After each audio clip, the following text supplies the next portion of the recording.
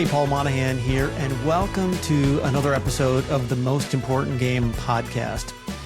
I got an amazing opportunity recently to sit down with my father-in-law and talk about his entire career inside of championship golf.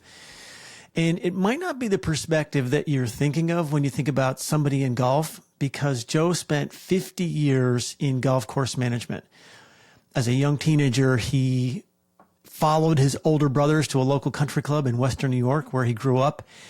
And he began cutting grass and working on golf courses. And he parlayed that into an amazing career where he worked at the very, very highest levels of his career inside of golf course management. And he did that in a place called Rochester, New York, which is a hotbed of golf. And Joe has some amazing stories to tell about what it was like being at some of the most revered golf courses in the country and hosting some of the most famous events like PGA tournaments, US Opens, and Ryder Cups, as well as a number of LPGA events.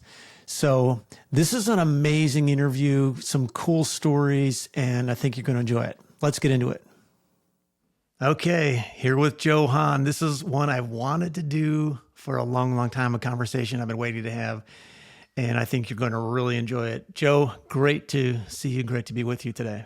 Oh, it's great to be here. Thanks a lot for, coming out. I mean, of course. Yeah. We're recording this Thanksgiving weekend. Lots to be thankful for sure. I know right off the bat, I'm thankful I met a young lady a long, long, long time ago who you happen to know very, very well, your daughter, Paula. And we've been married for a long time. I'm going to get in trouble on the years, but it's somewhere around 36. I don't know, give or take. It's really cool because I've had a front row seat to a lot that has happened in your career inside of championship golf. And so what's really interesting is a lot of the people that are listening to and watch the podcast come from our inside of the golf community. They care a lot about golf. They're passionate about it. But this one's interesting because this is a conversation about a career in golf, but from the golf course management side. So I want to start right away and just kind of throw the question like, all right, how did you get into golf course management? Let's go all the way back to where it started. okay, yep. It's what happened. I had an older brother that worked on a golf course. He was a friend of another young guy that was dating the superintendent at this golf course. So Kenny got a job, and then David got a job, and then I was the next one, and I got a job. So it really was, I'm a high school grad. That's as far as I went. I'm one of 15 kids.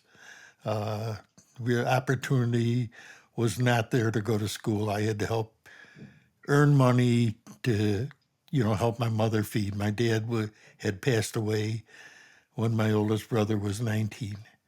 So nobody went to college. We all, as soon as we could get a job and help throw money on the table, that's what we did. How old were you when your dad passed away, Joe? I was probably about 8 years old. And my oldest brother was 19. But I got this job working at Brookfield and kind of really liked what I was doing. Private club outside of Buffalo, New York, right? Right. It's in Clarence. It's a good little Brookfield country club. Oh, yeah. A nice little club. But I really was into what I was doing, and the superintendent kind of picked that up. So he took me under his wing and tried to help me all he could. The only problem was when I was like a senior in high school, he passed away. And, but the club hired a young guy, and he picked up on the same thing. He took me under his wing. What he used to do is he'd take me to these regional conferences, and his deal with me was, I'm sure the club did, but I'm going to pay your room. You can travel with me. We drove to everything. You can travel with me. He says, I'll buy your meals. He says, but when at the end of the day, he says, I want your notebook. And he says, when we go to dinner, I'm going to read your notes and I'm going to correct them. And then, I'll buy you dinner. And that's the way it went. And I learned an awful lot. It was just a young superintendent that, really went out of his way to help somebody. So from there, I, got a small job in Rochester and a 9-hole golf course. And I had some opportunities. Was that That Braemar, was Joe? Braemar. Okay. And I was there 3 years, and I got a job at Locust Hill, and that was an 18-hole golf course. I was there probably 6, 7 years, and we landed the LPGA tournament.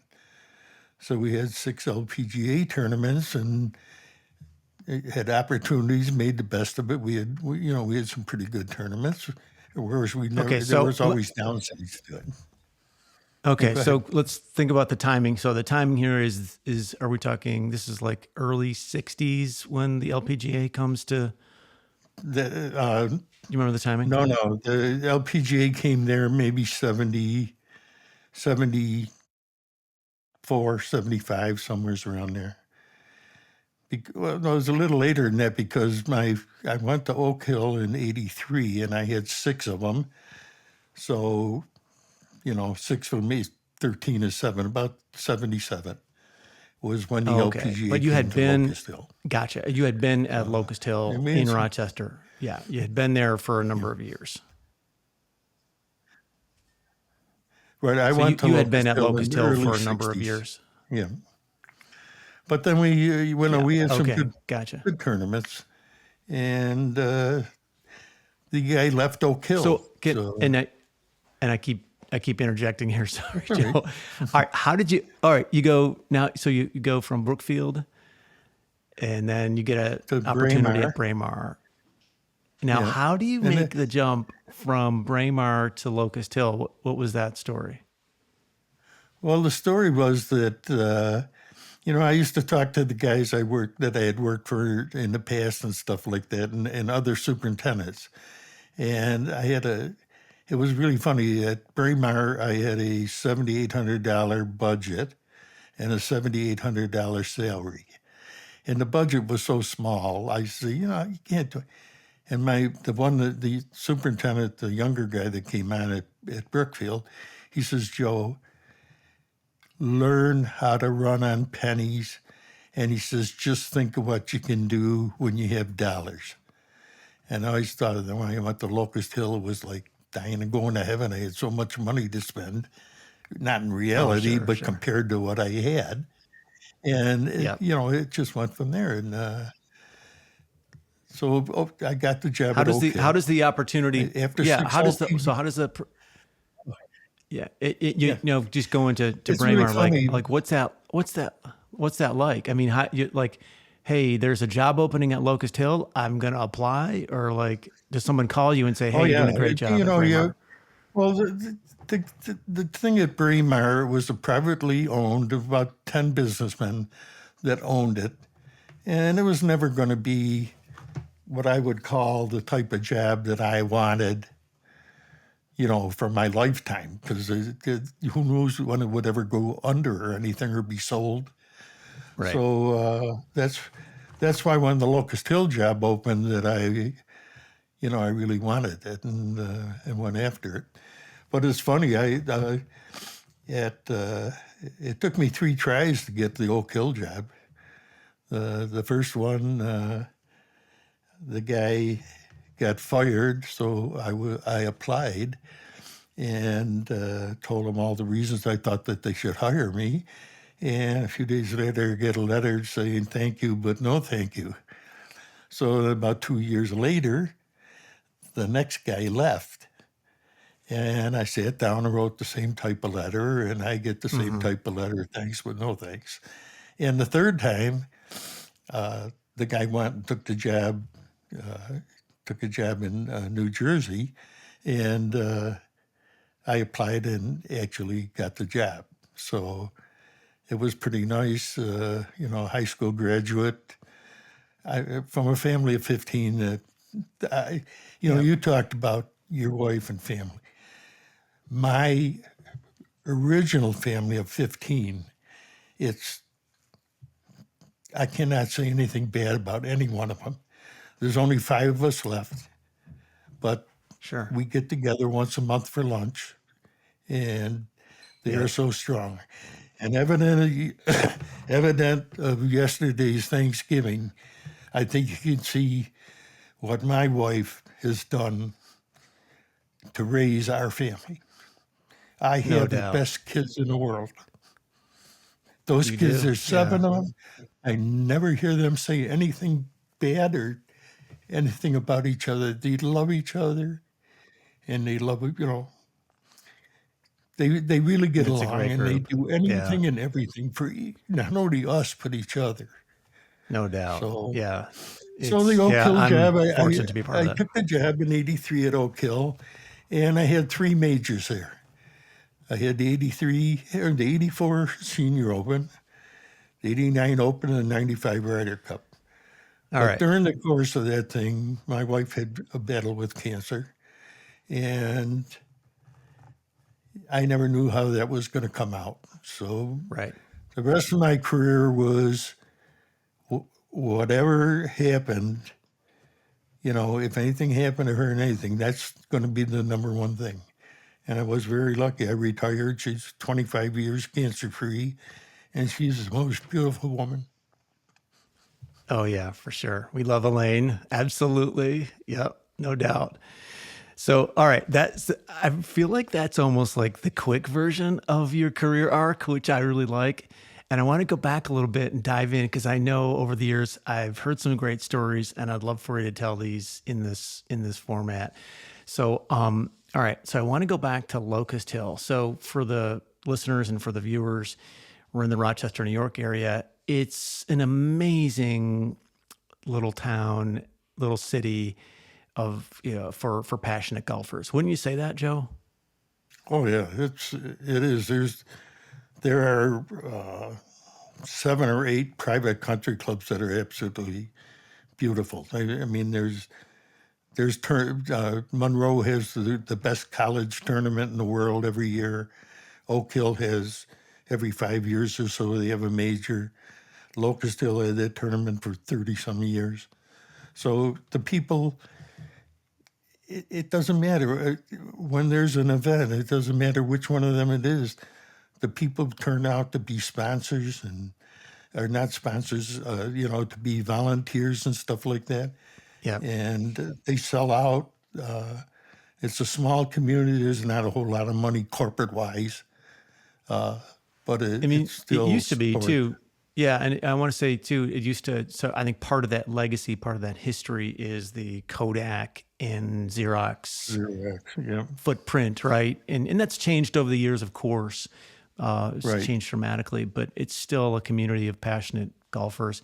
So you get to Locust Hill, and you're working there, and I want to say that there's a story I've heard you tell about maybe late '60s, and it's the kind of the heyday of the Jack Nicklaus and Arnold Palmer rivalry.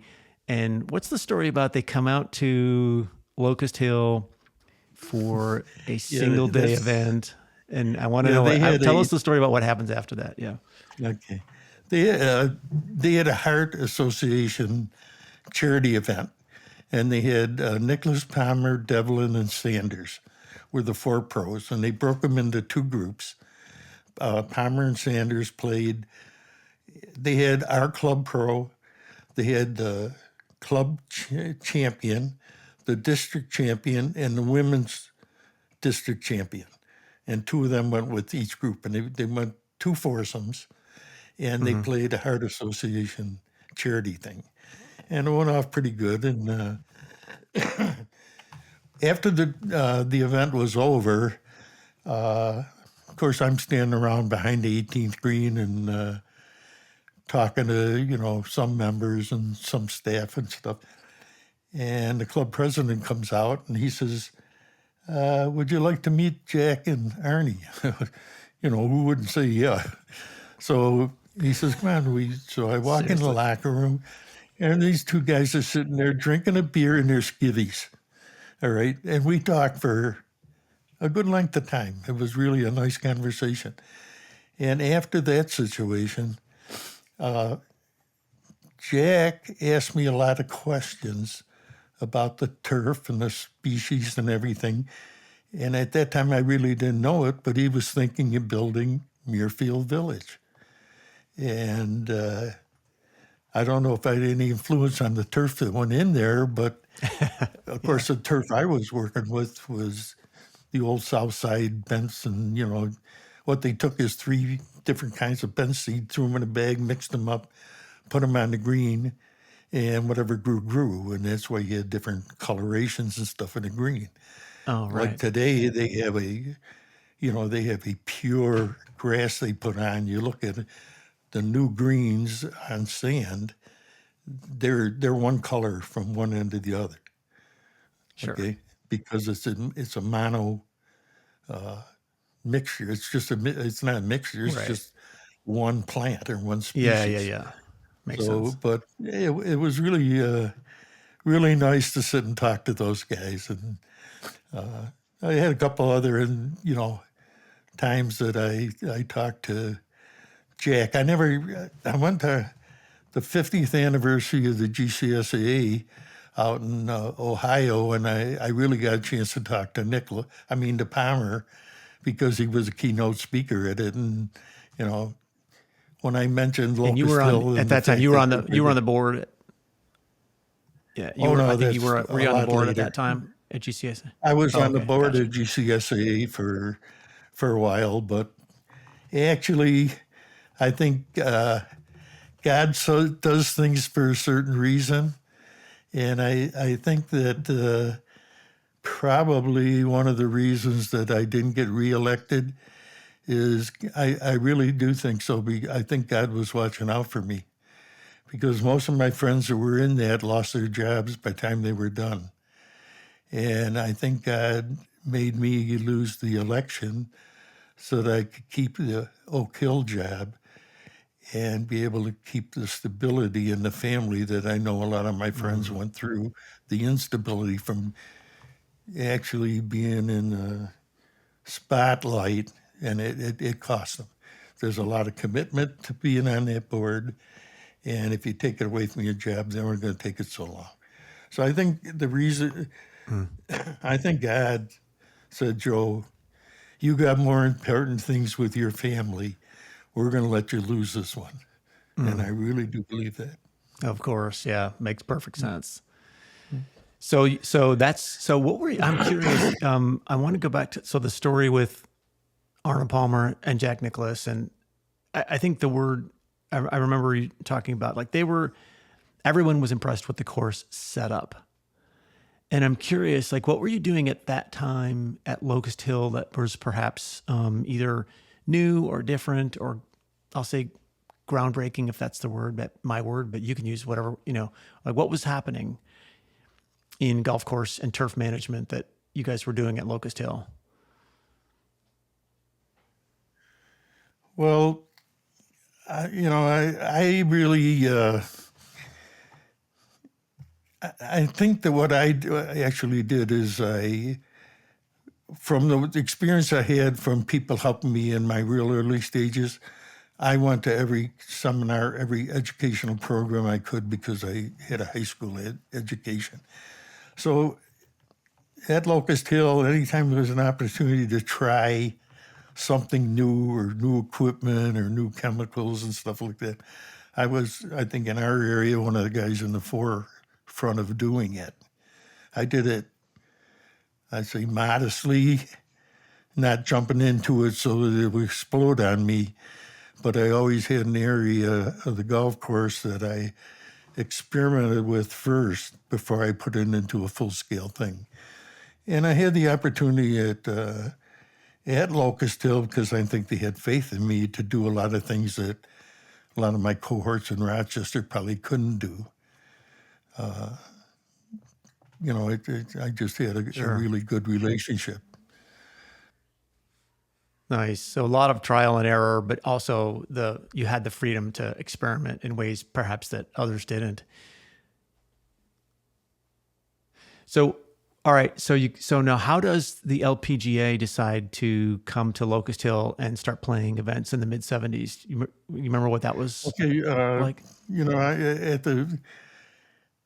when I first found out about it, they wanted to come to Rochester and have an event. So they came here and they visited 3 golf courses, and all the politics and everything before that, I don't really know too much about. All I know is that the board came to me and said, we have an opportunity to do an LPGA event. They've come to Rochester, looked to some courses, and they would really like to have it here. And how do you feel about it? And I says, great. It's, to me, it's just another challenge every day. I used to think about Locust Hill. I was there 17 years, and after about 10 years, it gets to a point where maybe it became too comfort or too, Sure. like I used to think, well, if I get on my cart and I go and look at number 11 fairway south of the creek, and that looks good, the rest of the golf course is okay because that was the weak link there. So as you go on and it becomes easier, it becomes harder because the challenge isn't there. So when they said, you want to have a tournament, I said, yeah. Anything new, a challenge, it brings new vigor, new life into you. Because 15, 16 years, complacency has to set in. Yeah, sure. Unless you're out there, looking for a new hill to climb. So when they said that, I said, yeah, let's do it. And, we had 6, I was there 6 of them until Oak Hill hired me. Gotcha. I could have been there for 30 of them. I don't know. Right. But, What changes, you talk about the challenges of managing a course like Locust Hill, which, by the way, who's the architect? Talk about that for a second. okay, the architect is, it slips my mind right now. I know it's a classic. Yeah, If anybody's played in the Northeast, classic sort of Northeast Seymour. course design. Seymour. I can't think of it. Yeah. No, not important. I just was curious about that. But That's what happens when you get to in your 80s. yeah, that happens in the 50s, I think. But I can attest to that. So, all right. So now the game at Locust Hill, when the LPGA says, hey, we want to come and do tournaments here, it has to change a little bit from a challenge perspective. Talk about some of the pressures and dynamics there. Yeah, I think that when you host a tournament, your whole season is circled on that week of the tournament. Right. The golf course has to hit its peak and everything because the members are, this is our golf course. We want it to be the best it can be.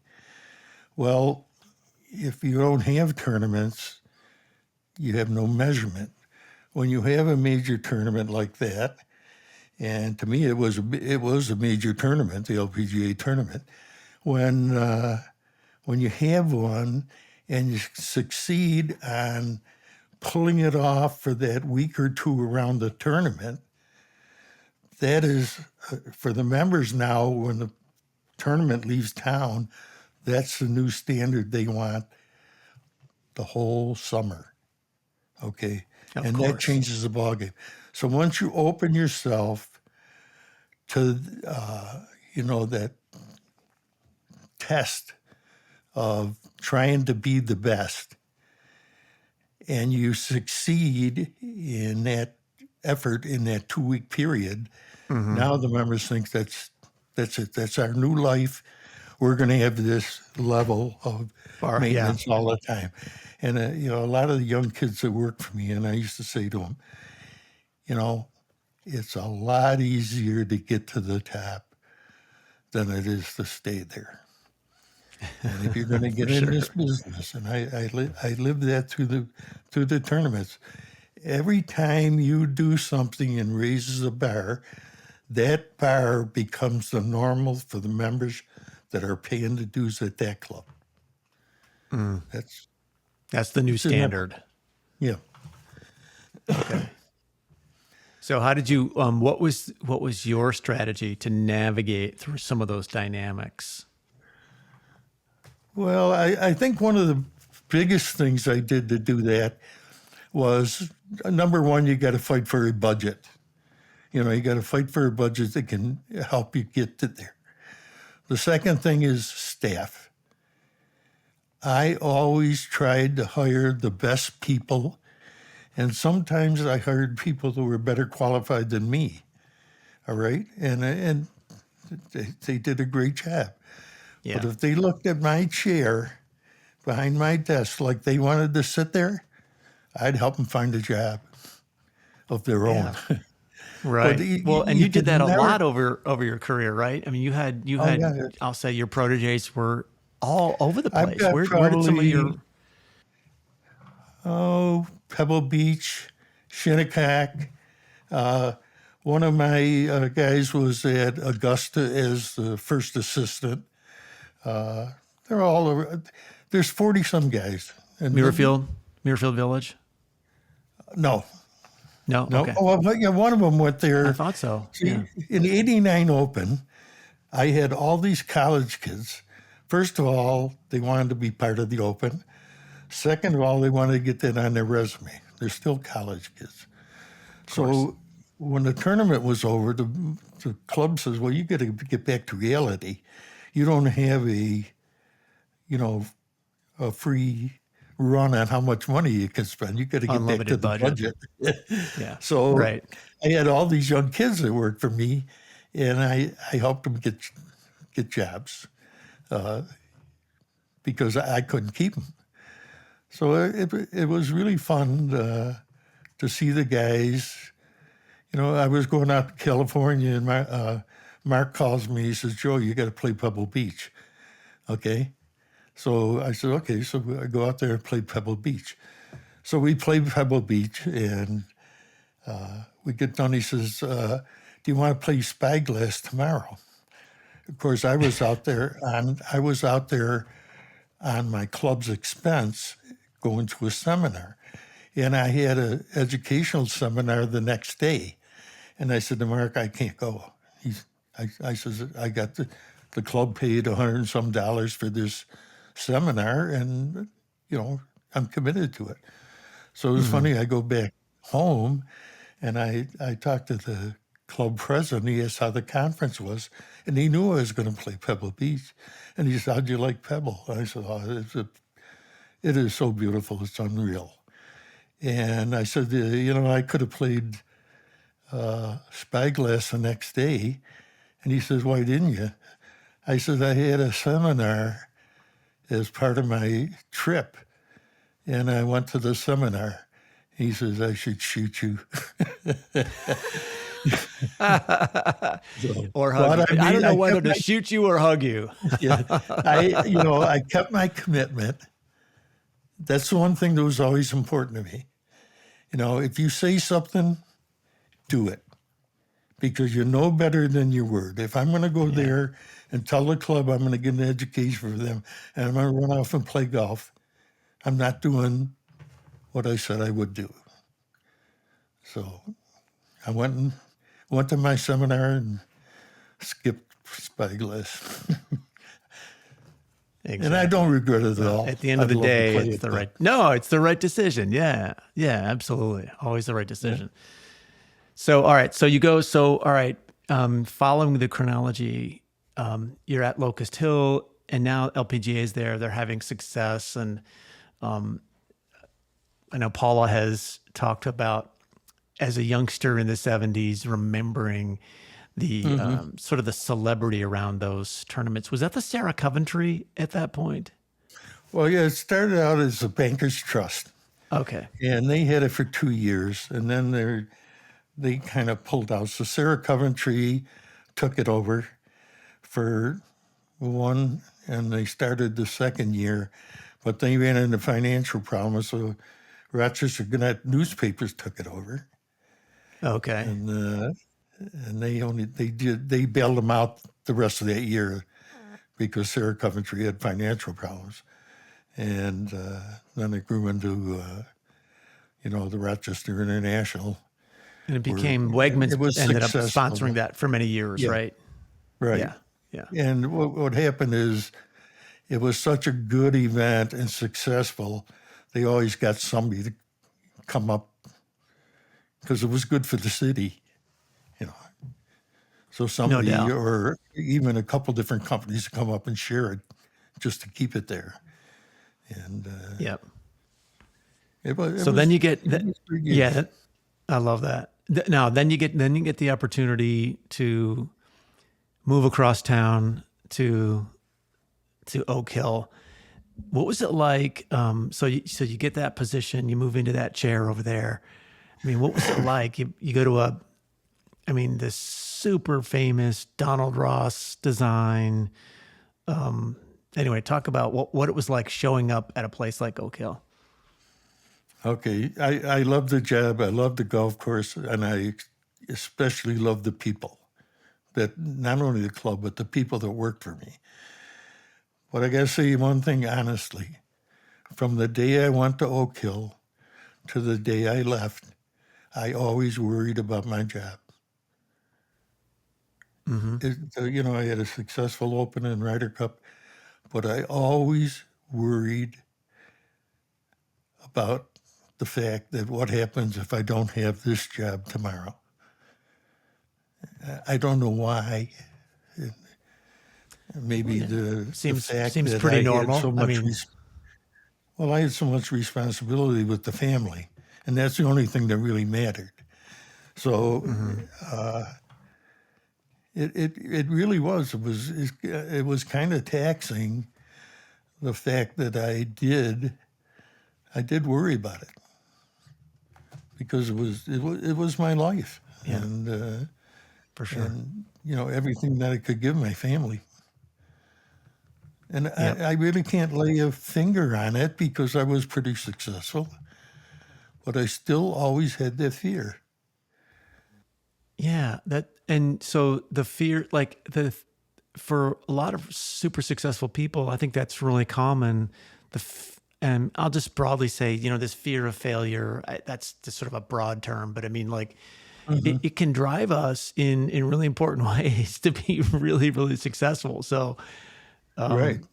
now sometimes there's a price to it, right? Our mental and emotional health, or definitely. whatever, but. Yeah. I say whatever. No, that is important, right? But so yeah, I think it's pretty normal. And Well, I know guys that were successful, and they were so successful it cost them their marriage because they're so dedicated to being a success at that. They forgot about everything else. right, And the thing is to balance the fact that you're in that position with that responsibility. But most important thing is you go home at night to your wife, and then you have your kids that you have to be taken care of. They got to be put through college, school, raised to be a good person. yep, And it to balance the two of them, if I didn't have that job, I couldn't do that other thing. And right, part of the fear of not having it or losing it. yep, yeah, no I might doubt, be no crazy, doubt, but I don't know. It's totally, I've been yeah, retired now for 20 some years. I get a lot of opportunities to dwell on good things and maybe not so good things. yeah, yeah, But I for have sure, no for regrets. sure. I've had a great life. I got everything going for me that anybody could ever want. Of course, Everything. yeah, no question, no question. So you get to Oak Hill, and pretty soon, well, within 5 years, there's a U.S. Open championship, right? Right. I won Was there? Were '83 you and there? '84. I had the Senior Open. There you go. In Okay. '84, I had the Senior Open. All right. And did And Nicholas win that? the Do you Senior remember who Open, won that? Miller, Yeah, the Barbara Senior Open. Miller. Yeah, Barbara Barbara Miller. Miller won that? Are you serious? I didn't I know remember that. it's Miller time when he sunk the putt on Oh my 18th hole. God.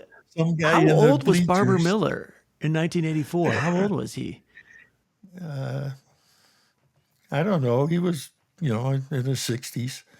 But I'll Yeah. never Yeah. forget on the 15th hole, okay, Arnold Palmer goes to just tap the putt in, and he whipped it. And what he did, Oh, he went like no. this, 2 fingers down, pointing down, took a 2-stroke penalty. He lost it by 1 stroke. Oh my. Miller Barber. So, oh my gosh. I never knew that. Wow. Okay. Was the Yeah. 1980 PGA at Oak Hill The also? Do I have? was at Oka, but I was still at Yeah. Locust. Okay. Nicholas won it. Of course, Nicholas I won was there that. the whole Okay. week because I always volunteered for, Right. even Right. even when I went to Oak Hill, I volunteered for tournaments at Locust, and I went to CCR, and they had tournaments at Oak Hill. The U.S. Yep. Amateur used both golf courses. And I got a great story on that Yeah. scenario about this U.S. Open. I mean, the Amateur Yeah. Yeah. Championship Yeah. at Oak Hill. And I left just about 2 years before that. I had a good Right. reason. So, What's that timing then? That would be, is that 98, 99 or well, what's that one? what of the amateur? The Amateur, no, I had 89. I had 95 Ryder Cup. So it would be about 97, 97. Okay. something like that, U.S. Yep. Amateur. Okay. Yeah. But, So your story on that. So sorry, I interrupted. I just was trying to get the okay. chronology and the timing. Well, after the 95 Ryder Cup, we learned we were going to have the Amateur. And of course, the Amateur makes both courses come into play. And we have the 8th hole is a par 3 hole in a wooded, really densely wooded area around the green. And the green was always a problem. On the west On the course. west course. Yeah. So I got a hold of our architect, and he kind of told him my ideas and that. And he says, well, maybe you ought to rebuild the green. So I went to the board and I proposed that we rebuild the green. Okay. And I brought the architect in to help me fight my battle. And there was a USGA guy come in from a green section guy that the board invited into the meeting. So we have the meeting in that. And I said to him, if there's any one place on this golf course that you're going to have egg on your face, you could. In the Amateur, it would be 8th green on the west course. Mm-hmm. And I proposed that we strip it, rebuild it, and, you can put it back exactly like, but the conditions, and we have to cut down some trees. And so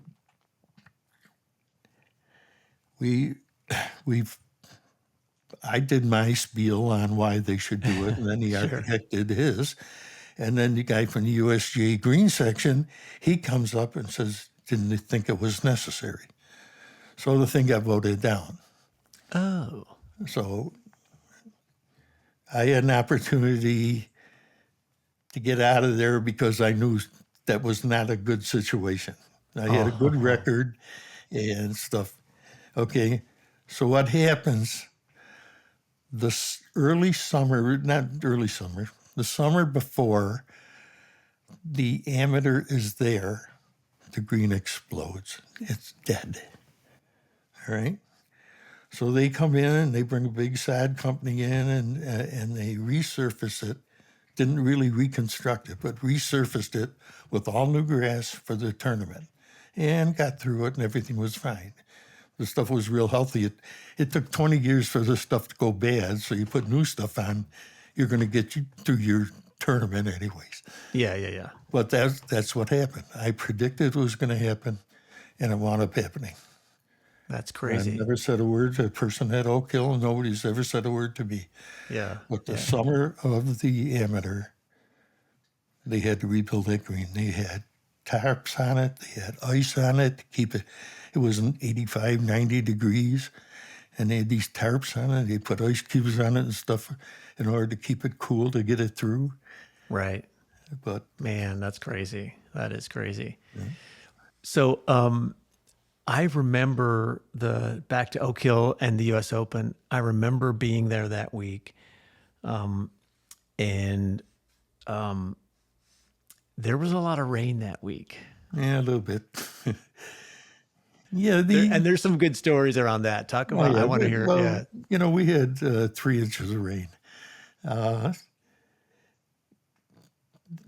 I think let me start with the flooding. Okay, place we pulled out of there about 10 o'clock, I think, on Friday night. Rusty Madden, who was my assistant, and we pulled out of there. It was raining, but everything was all right. We come in at about 4 o'clock Saturday morning, and the thing is just flooded, absolutely flooded.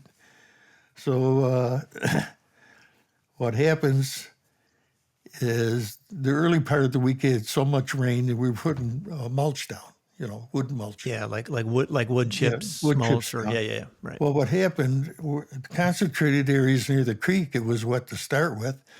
So we got pretty brilliant in our minds at that time, and we put plywood down, and then we put the wood chips on top of it. Well, it was pretty good because you had good footing underneath. Well, what happened when the rain came, it actually picked this plywood up, floated it down the creek, and shut the complete drainage of the creek off, and it's flooded everything. Classic. And So now you've got that one end of the course, right? Yeah, that you've got I want to say it's 8. It's 5, 6, 7, 8. Not quite 9, but yeah, it's the bridge in front of the 8th tee, between the 8th tee and the fairway. Completely flooded. Actually, first of all, we thought it was just when we got investigating, we had fire trucks pumping water out, and finally we saw a piece of plywood sticking out of the water. We realized what happened, so we went and got the backhoe and we pulled the plywood out slow, because you pulled it out as quick as you could. It would flood all the homes downstream. All the neighbors. So Rusty, he went downstream and watched the flow of the water, and he on the radio saying, "Well, it's coming up pretty fast." So the guy would stop pulling the plywood and took it up slow until it could handle it. But then we had all this water. We had 50 guys from around the city bringing every squeegee they could find to help squeegee the water off the fairways and everything.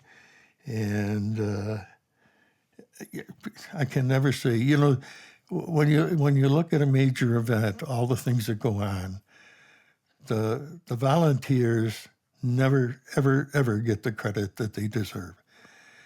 I mean, there were superintendents there from big clubs over their boots in water trying to squeegee and get things opened up. Right. And a PG Boatwright was the USGA main guy that ran the tournaments. I don't know if you ever heard of him, but he's of course, famous yeah. in the state. Yeah, of course. And he comes down to my shop and he says, "Let's take a ride." So I got on the cart with him, and this to me was the god of golf. All right, and I'm riding on a golf cart with him, and we're riding down the path between 1 and 13, and we stop by the first tee, and we're talking for a while. He says, "Can we get this thing in?" And I says, "It's really pretty bad." He says, "Well, he says, "Tell me your opinion." And I said, you give us to noon, I think we'll be all right. Well, I had so many guys that busted their rear ends, shoveled up, washed out bunkers, pumped out bunkers, and they played at noon that day. Oh my gosh, yeah, I remember that. But I cannot say enough about the people that worked on and volunteered on the ground staff. There is no way that thing should have happened. There's no way I should open my mouth and say we could do it because I put so much pressure on you. Sure, yeah, But exactly. I had faith in them. Every place I went, like I said, I always surrounded myself with the best employees, but I also surrounded myself with the loyal employees. I had some guys that would try to go through a wall for me, I think. For sure. Yeah. And That's awesome. you can't pay those people enough. Yep. Really. Yeah. Well, and they're passionate about their work, and Right. they love to make an impact. Yeah. Speaking of making an impact, and you made an impact on a lot of the people that worked for you, and they went on to do some really big things.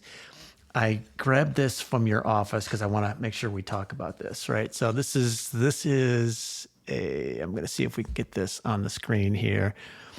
This is a little rendering of, is that number 9 at Oak Hill? Yeah. That's a drawing of number 9 And you can on the see East Course.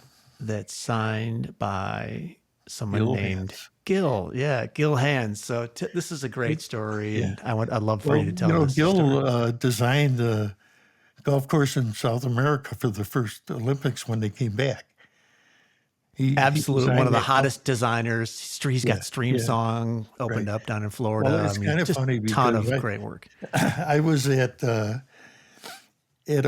Oak Hill, and I get a call from, I think it was Marty Petrovic. He's a professor in turf management program down there. He says, Joe, I got a student down here that is studying, but he wants to become an architect. Can he come up and visit you? And I said, oh, yeah, come on, send him up. So a couple of days later, this young kid comes walking in. He says, my name's Gil Hance, and Dr. Petrovic said that, you'd spend a little time with me. So I said, sure. So we got on a cart, and he wanted to look at Donald Ross architecture. Okay. So we rode around on a golf cart, hole by hole, and talked about everything. And we got done and got back to the shop. And he says, gee, I'd like to look at the West Course. And I says, well, I really got things to do, but, take the cart and go ahead. And Yeah. so he goes and everything. And a few Did days Donald Ross later, design the West Course? I guess I did, didn't. yeah. He did. Okay, he both. designed both. Nice. I guess I never knew So that. he did his thing, rode around the back. So a couple of days later, I get a letter, and it's this card, and it's a drawing of the 9th hole on the East Course. And, I don't know why, but I just thought so much of the kid that would take the time to do the drawing, all right, and send a thank you note. Yep. So I took it and framed it. Well, go 25 years later down the road, I'm at the Country Club of Rochester, and we're going to do a renovation program. So we're looking for architects, and Gil was one of them. Well, we wound up picking Gil, and we had 2 or 3 of them that were really, good candidates. And we had a couple of expensive ones that were way out of the ballpark. But so we get Gil, and I'm thinking about it, and I says, there's no Gil on the front of the card at this point. Okay. Yeah. Right. Yeah. Right. So I said, that strikes a bell with me. I don't know what. So I'm sitting in my office, and I look up, and I see that framed card. And someone told me, take it off and read that again. So I take it out of the picture frame, and I read it, and here it is, a thank you note from Gil for letting me, show him around the course and do the other one. So and now we've hired him. So I says, man, I took that out of there. When next That's time he great. came on the job, I says, here, remember this? And he says, yeah. And I says, you want to sign the front of it? So he signed the front of it. They That's put it great. back in the frame, and that's the story. That's So it's a small tremendous. world. It really Yeah, I is. love that. I love that. So, all right. So at Oak Hill, you get through the 1989 tournament, and it was actually pretty famous, or famously, I should say, Curtis Strange wins for the second time in a row, right? I mean, Right. that was really kind of an epic event. How does the decision happen for the 1995 Ryder Cup? Like, Well, what goes on there? Oak Hill was notoriously a U.S. Open tournament golf course. All right. And of course, the Ryder Cup is a PGA event. But Oh, they had right, the right. PGA event there. But Oak Hill had a number of opens, a number of senior opens, amateurs, and everything. But they had very few PGA events. Although the 80 was a really good event. Dick Bader was the superintendent then. Did his superb job. He really. So I don't know if Oak Hill just wanted to try to have another, or if they really wanted to try to get the Ryder Cup and threw their name in the rink and they got it. Mm-hmm. I Yeah, have, the behind the scene things like that. If you're the superintendent of the golf course, they just tell you what you're going to do. They don't tell you, do you want this? yeah. This is happening. So Yeah, I don't know, but all of a sudden we're having the Ryder Cup, right, right. and then I start getting comments.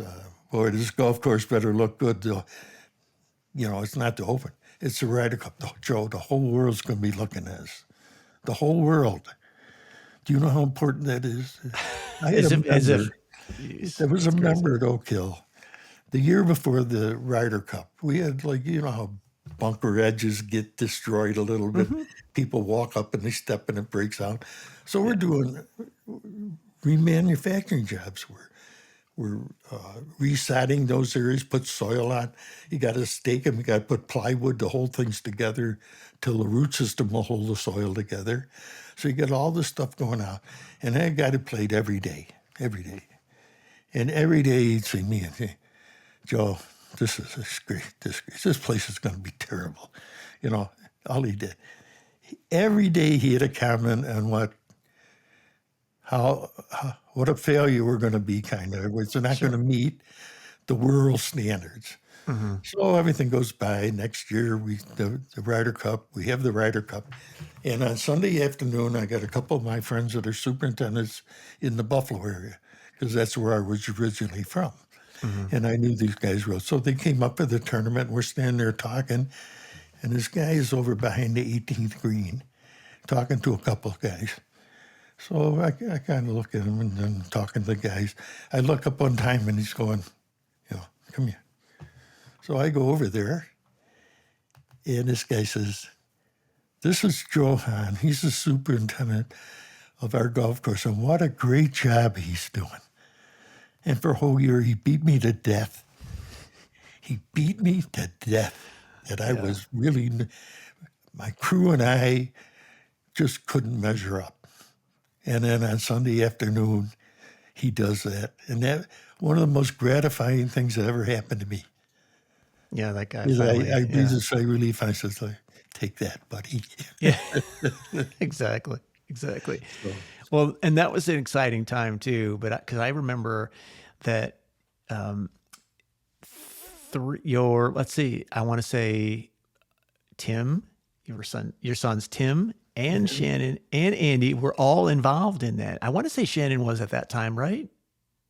I'm not sure, but Tim, he was still in high school. I'm sure he was out there doing stuff in Right. that, Right. but not to Right. the extent of the golf management part, where Tim was the next to be assistant on the East Course. All right, Mm-hmm. and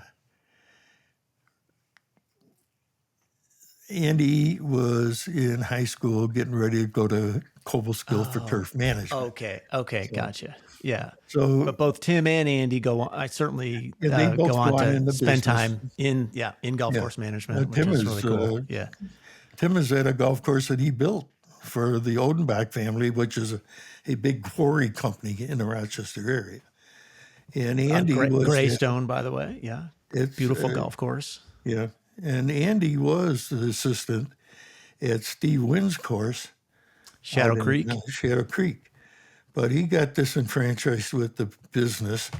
He had he got to be pretty good friends with Steve Wynn. Steve Wynn lived right there, and he'd be out there in the evening.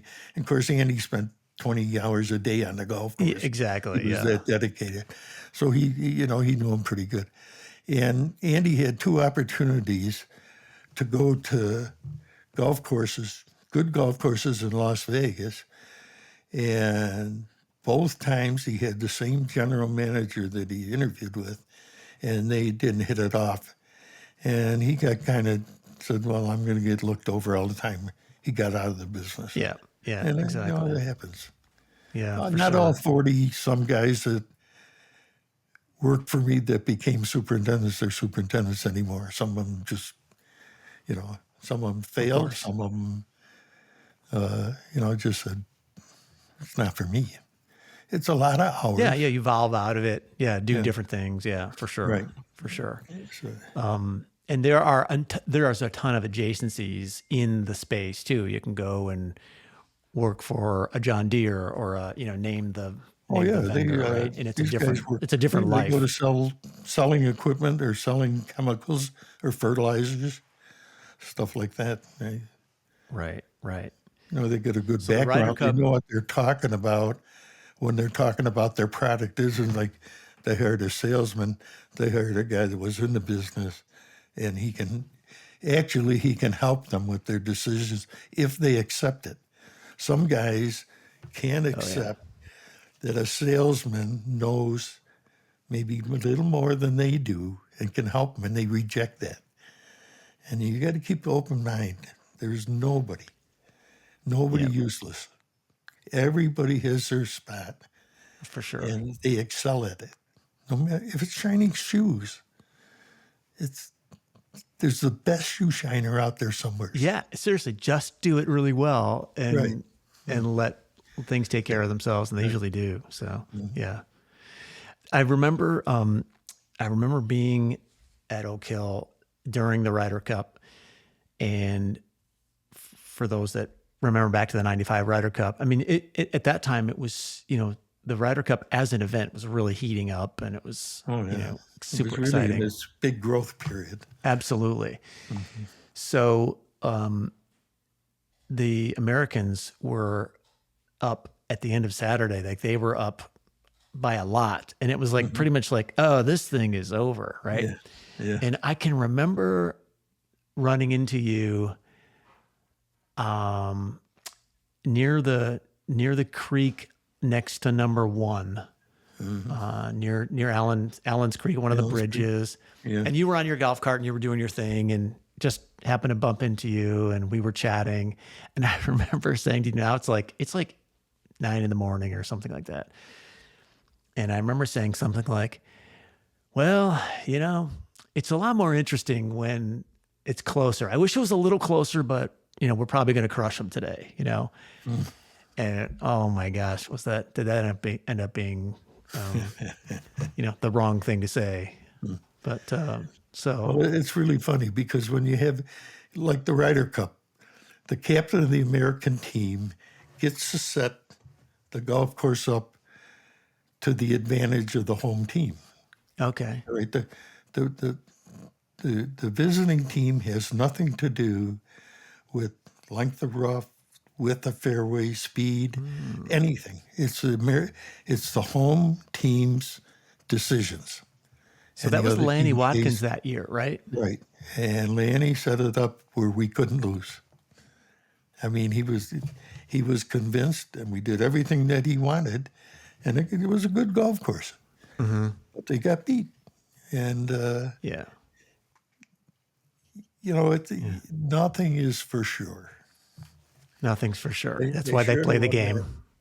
But it was such a great event. It was, What were and I some of the think of things all as the you remember? pageantry of that Oh yeah. event. Yeah, that's for sure. And as you remember some of the things in terms of the course setup, like what would you have, like what did you and your team have to do differently to set the course up the way they wanted it? Well, first of all, it's not a whole lot different than most major tournaments. It's, Hmm. you increase the rough, you get the speed on the greens as fast as you can. You want the greens hard as can be, but you don't want the ball bouncing over the green. It wants to accept a good shot, okay? And narrow fairways, because if you hit it long and you hit it straight, you're your advantage. But if you hit it offline, you suffer the consequences. For sure. For sure. So, other than that, it's I guess one of the things that I learned with doing majors is that every superintendent wants their golf course to look good on TV. If it looks good on TV, America thinks you're a good superintendent. For sure. And Yes. so, Can't we do that with paint, by the way? Can't we yeah. put some So paint on the then greens? I think it took me a while, but I realized golf is not played off color. Golf is played off the surface. So if the green isn't really green, but it's true and it's fast, it's firm, accepts a shot, that's more important. It's just like golf. People thought that for years you had to have hundreds of trees on a golf course, Oak Hill, Oakmont, all these golf courses. Look at them now. They don't have 1/10 of the trees. Golf is played through the air. You're supposed to if you're 200 yards out, you should be able to hit a shot into the green, a proper shot.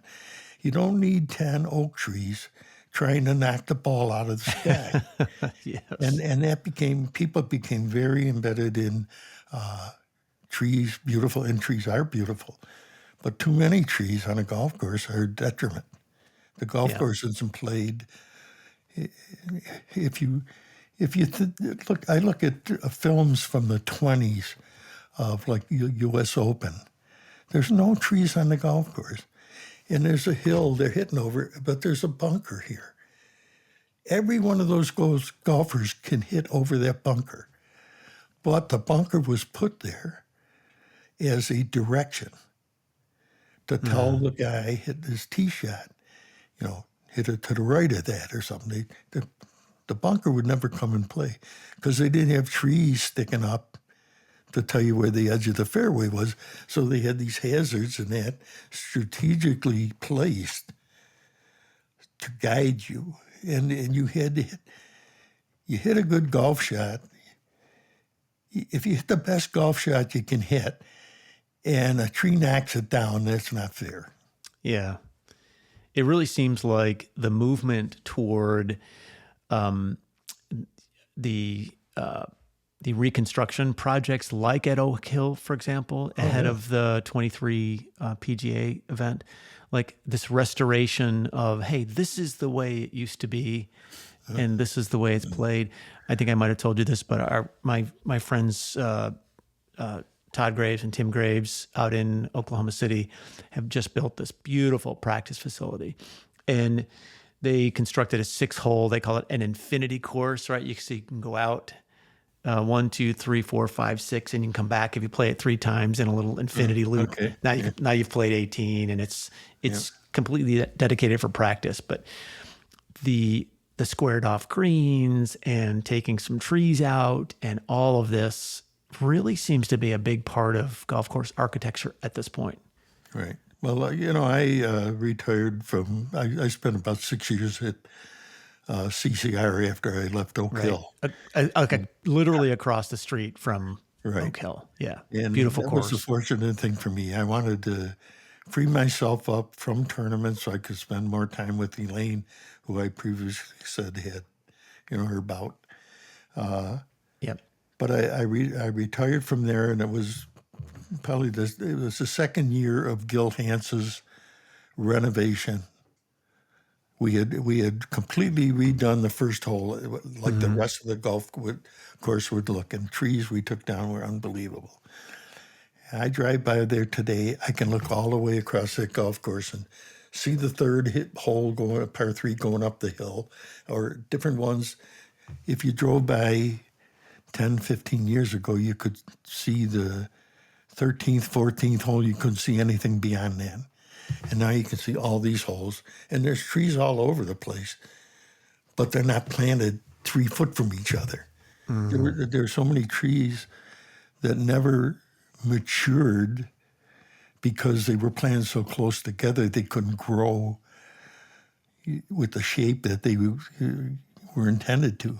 Right. And now you got trees out there, majestic trees that you can see. Yeah, and they're like standalone, and they're beautiful. The 8th hole is CCR. I get out there, and they talked about wanting to put the cross bunkers in the middle of the fairway up toward the green, and that was a good idea, and they wound up doing it. But I'm standing on the tee, and I said to him, "You got this big fir tree, beautiful oak behind you can't see. All right, and this big fir tree doesn't do anything for anybody." Yeah. So I talked them into cutting it down, and the golfers, the good golfers, they just loved it. Yeah. The 11th hole, about 250 yards out, they had an arborvitae for like a 150-yard marker from the green. And there were so many good golfers whose golf ball is stuck up in that arborvitae. And Yeah. we took that out, and these guys said, "Oh my God, I hit a good shot, and I'm not going to be destroyed because that freaking arborvitae ate my ball." Yeah. I mean, of there's course. a place for everything. It's and I remember one of the guys that I learned a lot from, that I worked for. And we're walking around looking at grass and everything, and he said, "It's time we started looking up. The golf course is not just the grass surface. The golf course is everything, and we got to start looking up at everything. Love that. Take it all into." So I had some pretty smart people, and especially Charlie. He was so brilliant, and only thing he ever learned from is a book. He never went to school, never went to seminars or anything. He just read, and he was so brilliant. It was unbelievable. Oh, that's awesome. So, all right, so many amazing stories. I want to kind of wrap up our conversation. I'll just toss a couple just quick questions for you as we wrap here. But I've enjoyed this. As always, I love hearing all these cool stories, but, and I could talk all day long. All right. What was the best decision, if you can remember back to your career, best decision that you ever made? Professionally? Professionally. I think the best decision was going, fighting for the job at Oak Hill, applying for it 3 times and finally getting it. That has got to be the best decision. I think the best results is having had seven national golf tournaments, and even through bad weather and that, been successful. And that's only because of the people I surrounded myself with. It's not. No man can do it all by himself. You know that. You can't build a rocket ship by yourself. Yeah. You think you're good. Ask your grandson, right? When you think you're good, and when you think you're really good, somebody's gonna knock your feet out from under you. So always remember, God knows how to. Somebody better up there than us. God knows how to remind us and put that humility back. So, but no, I really think the best professional decision I made was fighting for that job. Well, most people that knew me because I got the job at Oak Hill don't have any ideas that I tried to get it 2 times before. So Yeah. that was important. Once I had set my sight on it, every time the opportunity, I would start a new war, a new battle to get it. So I love it. Yeah, that's terrific. That's terrific. And because golf is a game of mulligans and some do-overs, anything in your mind that sort of stands out, you're like, oh man, if I had to do that again, I would do this what differently. And you can't say, by the way, you can't say I wouldn't put plywood down on the 1989 Open when I knew it was going to rain. That's a tough one because I think 90% of the bonehead things I did turned out good. So sure, yeah, right. Yeah. If I had it to do over, gee, I don't know. I think every time I had a chance to do something, I gave it my best. Sometimes it didn't work out. But what I got to say is that when I had an opportunity, I never shirked from it. I always wanted, my problem is that I always wanted to be the best, and I always strove to be the best. And I know I was far from the best. I've played euchre and tricks with you, man. That's all you are is competitive. You want to win. I know. Right. Why do you play? Why do you play if you Play to don't win? win? When you lose, you do it graciously. Yeah. When you win, don't boast about it. Yeah. Just say, we did it because nobody does it themselves. When you win, we did it. Perfect. I love it. Well, we're going to end on that, Joe. Thank you so much for doing this. I love you so much. And looking forward to having a great holiday. And we'll certainly enjoy more of these stories to come as well. Okay. Well, thank you very much. I really appreciate you taking the time to do this. I hope you didn't waste your time, but time will tell, I guess. Well, the viewers, they'll tell us. You know. That's what I mean. Time will tell. If they turn it on and before the first ad's over, they turn it off, we didn't do good. The market will vote. We don't have to worry. Right. All right, Joe. Well, thanks. Thank you very much. Great stuff, of course.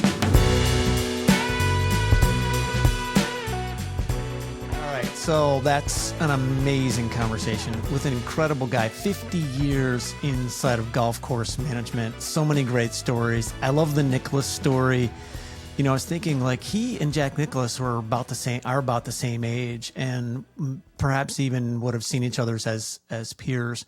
And love that Joe had an opportunity to impact in whatever way, I'm not really sure, the project that Nicklaus was doing at Muirfield Village in Ohio. So super cool stuff. Hope you enjoyed it. Once again, I'm Paul Monahan, and my mission is to help you lead, play, and perform at your best, no matter the stakes, no matter the circumstances, whether it's on the golf course, inside of your business, maybe it's on Saturday morning of a U.S. Open tournament, and your job is to make the course playable. I don't know what that might be, but I'm here to help you do that. If you want to learn more about the work that I do, you can find me at paulmonahan.com. You can also find my book there, The Most Important Game. Play better, struggle less, enjoy more.